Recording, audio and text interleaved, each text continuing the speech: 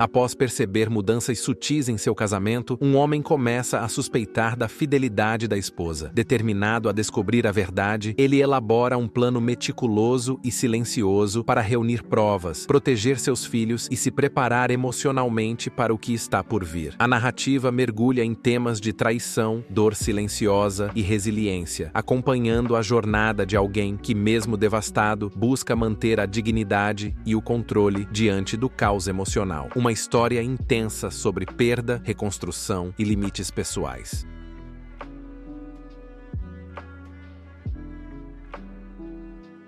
Minha esposa abandonou meu filho para sair com o amante dela, só para descobrir que o amante dela é meu melhor amigo. Tenho 33 anos, sou homem, e minha esposa Naomi tem 32 anos, mulher. Estamos casados há muitos anos. Temos 2 filhos, Star, de 12 anos, e Nel, de 6. Minha esposa e eu nos conhecemos no casamento da prima dela, quando ela tinha 19 anos e eu 20. Foi amor à primeira vista. Sabe aquela sensação que você tem quando vê alguém pela primeira vez e simplesmente sabe que vai passar o resto da sua vida com aquela pessoa? Sim, foi isso que senti quando vi Naomi. Mesmo sendo muito jovens, nos casamos um ano depois, quando ela engravidou da nossa filha, Star. Eu sempre soube que me casaria com Naomi, então quando ela me contou que estava grávida, não me importei. Na verdade, fiquei feliz por me tornar pai. Tem sido uma das maiores alegrias que já experimentei. Meus pais, por outro lado, não ficaram felizes. Achavam que ela tinha me enlaçado com a gravidez. Ignorei, porque sabia como meus pais eram, pessoas orgulhosas da alta sociedade. Digo alta sociedade porque é assim que eles gostam de se chamar. Haha, venho de uma família com riqueza geracional, enquanto Naomi não. Meus pais acreditavam que, se eu me casasse algum dia, seria com alguém de uma família da elite. Também estavam convencidos de que Naomi tinha engravidado de propósito para me prender, porque contei a eles que ficamos surpresos com a gravidez, já que ela usava DIU, mas aceitamos, porque sabíamos que o DIU não é 100% eficaz. Meus pais, no entanto, estavam absolutamente convencidos de que ela fez de propósito. Acreditavam que ela só queria meu dinheiro, e eu ria deles, chamando-os de loucos. Sou filho único, então vou herdar tudo. Olhando para trás, percebo que meus pais estavam certos, e se eu pudesse voltar no tempo, teria ouvido o que diziam. Mesmo assim, meus pais se recusaram a participar do casamento a menos que Naomi assinasse um acordo pré-nupcial. Para evitar discussões, ela assinou sem problemas. Tivemos um casamento em outro país, pois sempre foi o sonho de Naomi. Eu, por outro lado, sou mais discreto. Acho que há uma certa indiferença que vem com nascer em uma família rica. Era normal para mim, então eu não me deslumbrava. Naomi, por outro lado, veio de uma família pobre, então não estava acostumada. Ela queria um casamento grande, e foi isso que teve. Eu não me importava, contanto que ela estivesse feliz, então fiz tudo o que ela queria. Meus pais pagaram pelo casamento, porque Naomi e eu não podíamos arcar com os custos, já que ainda éramos estudantes. Mesmo não gostando dela, eu já tinha decidido me casar com ela, e eles não tiveram escolha a não ser comparecer e pagar. Ou eles pagavam, ou eu pagaria com meu fundo fiduciário, e eles não queriam isso. Meus pais achavam que, se eu usasse o fundo para pagar o casamento, desperdiçaria todo o dinheiro. Era um pensamento engraçado e absurdo, porque o fundo tinha milhões. Eu era o típico filho de fundo fiduciário. Haha, enfim, o casamento aconteceu, apesar de alguns comentários sarcásticos por parte dos pais e parentes de Naomi, que achavam que meus pais e parentes eram arrogantes demais. Isso acabou levando a uma briga generalizada entre as famílias. Haha, o casamento ocorreu bem nos primeiros anos. Naomi e eu estávamos ocupados com a faculdade cuidando da nossa filha, Star. Depois da graduação, as coisas se acalmaram um pouco. Comecei a trabalhar com meu pai e ganhava quase 7 dígitos por ano, o que me tornava o único provedor da casa, mas eu não me importava. Naomi não queria ser dona de casa em tempo integral, então conseguiu um emprego flexível em uma empresa local, que pagava bem e ainda dava tempo para cuidar das crianças. Certa noite, enquanto nos preparávamos para dormir, Naomi veio até mim e disse que queria conversar sobre algo delicado. Eu disse que tudo bem, e então ela trouxe o assunto de sexo a 3. Fiquei surpreso, pois já tínhamos conversado sobre isso antes e concordamos que nunca nos envolveríamos com isso. Ambos achávamos que não queríamos correr o risco de nosso parceiro nos trair com alguém pelas costas. Além disso, nossa vida sexual era muito ativa, então eu não via a necessidade disso. Ou, pelo menos, era o que eu pensava. Naomi me disse que já tinha alguém em mente e achava que seria uma boa experiência para nós. Perguntei quem era, e ela mencionou Jason, um amigo dela que tinha ido ao nosso casamento. Ele era amigo do colégio. Embora Naomi e ele fossem próximos, não o suficiente para me deixar com ciúmes, ou assim eu achava. Haha. Ela me contou que Jason era bissexual e que provavelmente estaria disposto. Lembrei a ela do nosso acordo e disse que não queria me envolver nisso, pois achava que não faria faria bem ao nosso casamento. Percebi que ela ficou um pouco triste com a minha recusa, mas não dei muita importância. Ela assentiu e disse que só queria tocar no assunto, mas que não me forçaria. Também disse que, se um dia eu mudasse de ideia, poderíamos conversar com ele. Respondi que achava que isso nunca aconteceria, e ela disse que tudo bem também. A conversa terminou aí. Cerca de um mês atrás, minha esposa estava no trabalho, e eu também. Nossos filhos estavam em casa com a babá. Meu filho tem uma alergia severa a amendoim, então não pode comer nada com amendoim, manteiga de amendoim, óleo de amendoim ou alimentos processados com traços de amendoim. Ironicamente, minha filha adora amendoim, então normalmente guarda seus lanches em uma mini geladeira no quarto dela para que o irmão não tenha acesso. Meu filho sabe que não deve comer amendoim, mas talvez não perceba se algum alimento processado, como chocolate ou doce, contiver traços de amendoim. Por precaução, evitamos ter esses produtos em casa. Segundo o relato da babá e dos meus filhos, minha filha estava comendo uma barra de chocolate que continha traços de amendoim, mas se distraiu quando a babá a chamou para ajudar com algo, então deixou o lanche na geladeira principal para pegar depois. Meu filho foi até a geladeira procurar um lanche, encontrou o chocolate e comeu. Ele adora chocolate, e em nossa casa não há regras contra comer lanches deixados por alguém na geladeira, já que todos concordam com isso. Mas pouco depois, ele teve uma reação alérgica grave, anafilaxia, e, por algum motivo que desconheço, a EpiPen dele não estava em lugar nenhum. Acredite, fiquei chocado ao saber disso,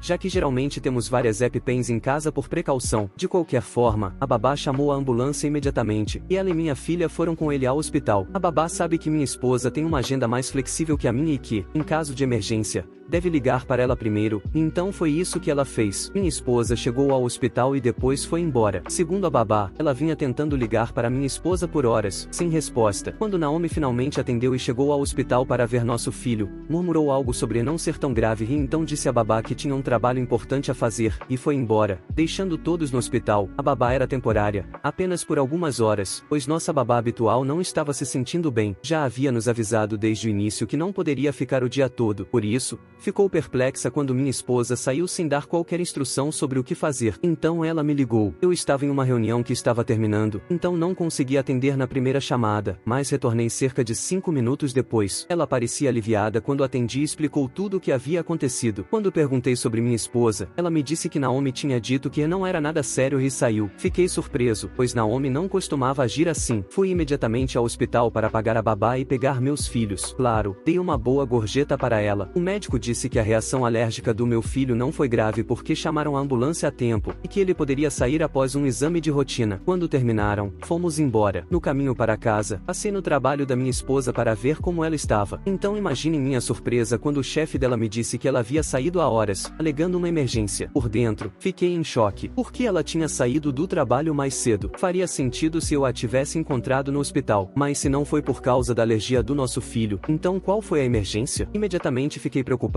achando que talvez ela não estivesse se sentindo bem, e que por isso foi para casa. Então, amigos, imaginem minha surpresa. Quando cheguei em casa e minha esposa não estava lá, liguei para ela e ela me disse que estava no trabalho. Imediatamente fiquei desconfiado. Decidi não confrontá-la nem contar que eu tinha acabado de passar no trabalho dela 30 minutos antes. Senti que, se eu a confrontasse, ela apenas inventaria outra mentira para se proteger. Então, fingi que não sabia de nada. Contei a ela o que o médico disse sobre nosso filho quando ela perguntou, e então disse que a esperaria em casa. Quando minha esposa chegou, agi como se tudo estivesse bem. Brincamos, rimos, jantamos juntos e colocamos as crianças para dormir. Antes de ela ir dormir, conversamos um pouco e eu disse que teria que trabalhar até mais tarde. Ela não teve problema com isso, pois era algo que eu fazia de vez em quando. Esperei ela adormecer. Enquanto isso, fiquei jogando no meu laptop no escritório. Depois de algumas horas, quando tive certeza de que ela estava dormindo profundamente, fui até nosso quarto e peguei o celular dela. Desbloqueá-lo foi fácil, já que sabíamos a senha um do outro. Pensando agora, percebo que minha esposa nunca me deu nenhum motivo para suspeitar que estivesse me traindo. Ela cobria tudo,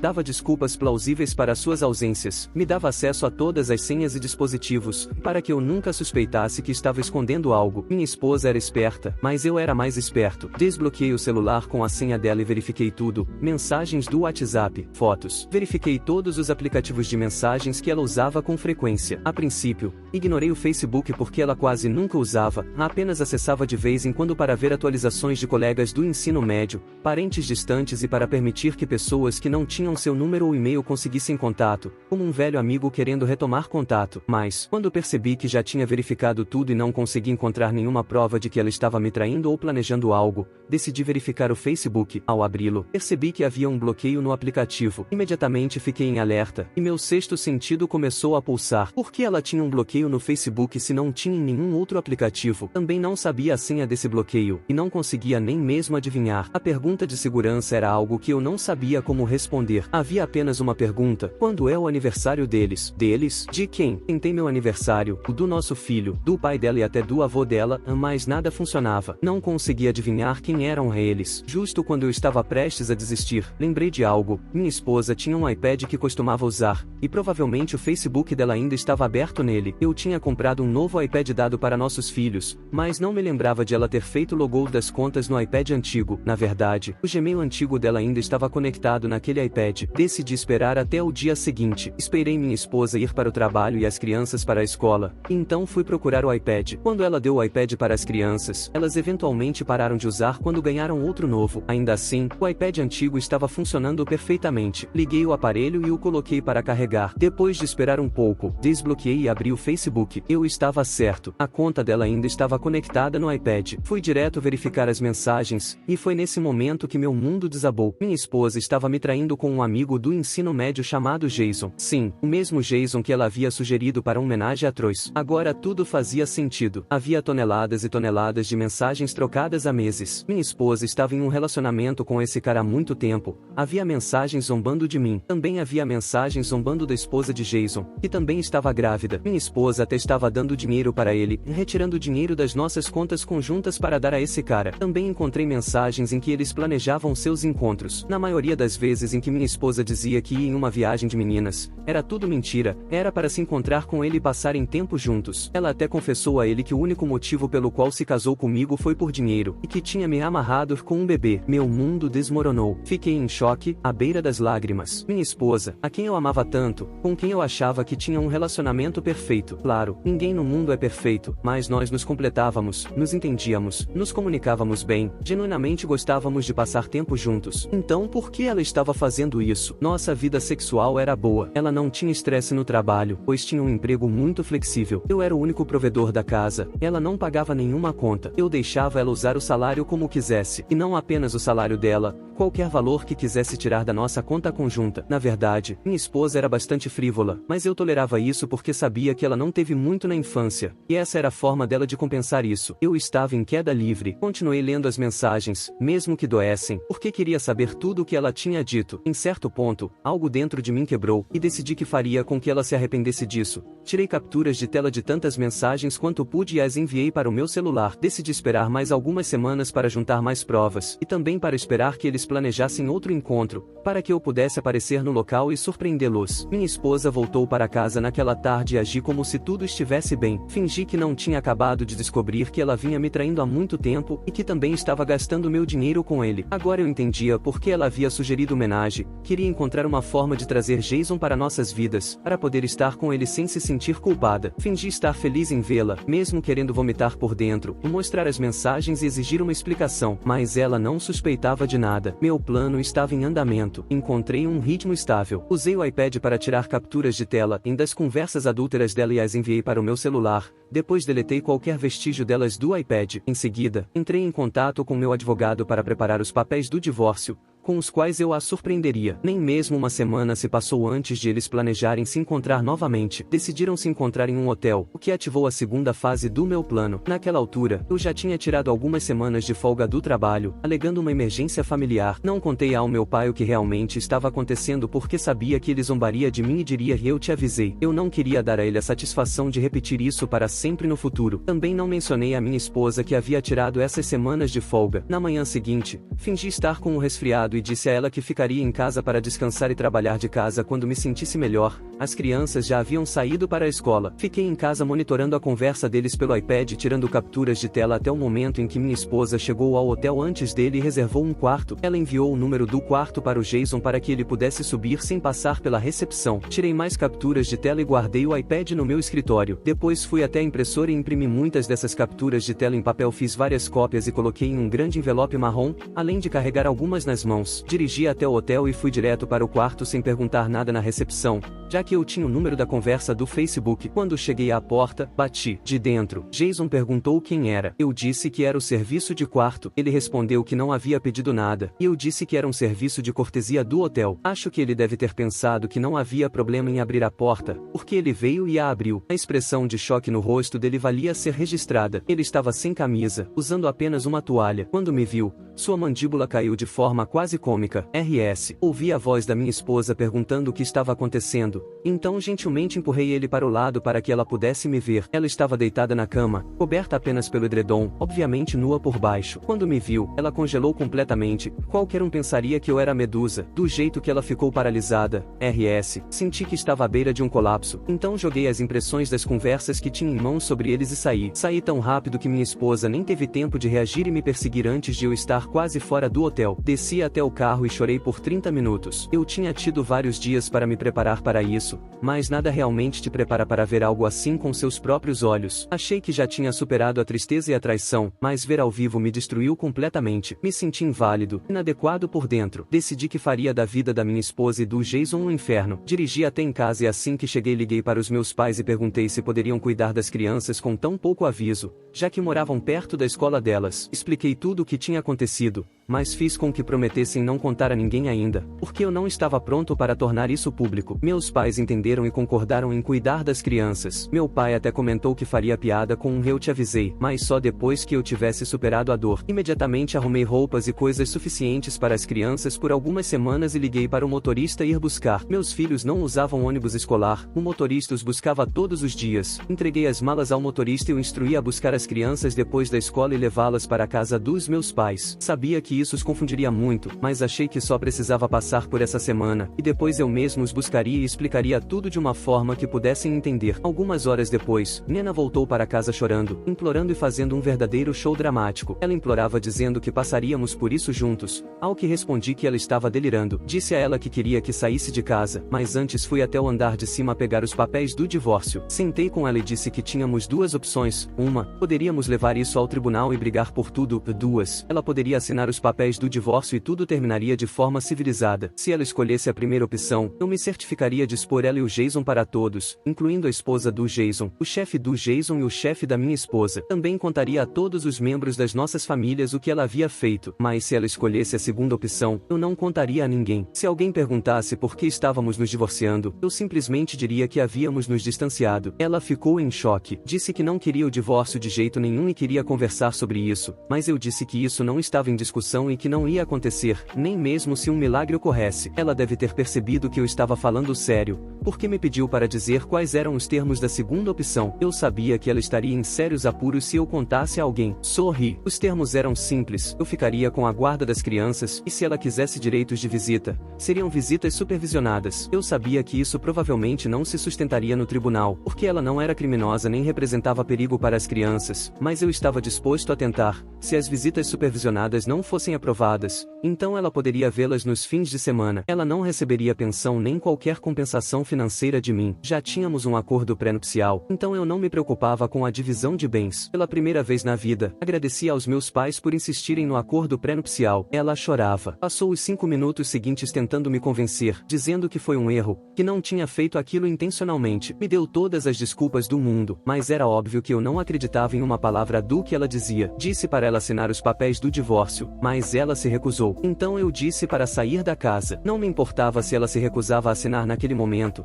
porque sabia que eventualmente ela cederia. Sempre foi assim. Eu sabia que ela passaria alguns dias pensando, tentando me convencer. Quando visse que eu estava determinado a me divorciar, finalmente assinaria. Enquanto isso, a expulsei de casa. Dei a ela 5 minutos para arrumar suas coisas e depois disse para sair. Ela me perguntou o que eu diria às crianças, e respondi que sabia exatamente o que dizer, que ela não precisava se preocupar, pois eu não contaria que foi foi por causa da infidelidade dela, e aqui estou agora, sozinho em casa, chorando e afogando minhas mágoas em uma garrafa de vinho. Honestamente, eu não sei o que fazer. Então decidi entrar no Reddit para ver se alguém já passou por algo parecido ou se tem algum conselho. Sinto como se alguém tivesse puxado o tapete debaixo dos meus pés, como se tudo o que eu conhecia fosse uma mentira. Eu realmente não sei para onde ir a partir daqui.